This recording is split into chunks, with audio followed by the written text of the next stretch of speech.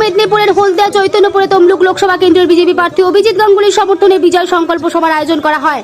এদিনের সভায় অভিজিৎ গাঙ্গুলি ছাড়া উপস্থিত ছিলেন রাজ্যের বিরোধী দলনেতা শুভেন্দু অধিকারী। এদিনের সভায় মমতা বন্দ্যোপাধ্যায়ের সমালোচনা ছাড়াও ঘোষণা করেন আগামী 20 মে হলদিয়ায় আসছেন প্রধানমন্ত্রী নরেন্দ্র মোদী।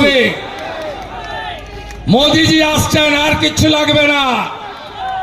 মোদীজি আসছেন, মোदी है तो मुमकिन है। তৃণমূলকে হারাবো। আর কালকে যা বললাম শুরুতে, গরু বেঁধে রাখবেন, জামা কাপড় বাইরে শুকোতে দেবেন না। মায়েরা যদি কাজে বেরোন, দিদিরা গলার চেন, হাতের ঘড়ি খুব সাবধান রাখবেন।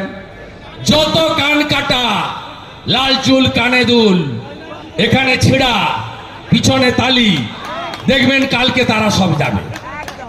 এ মডেল, ভাইপো মডেল, খুব সাবধান। কাল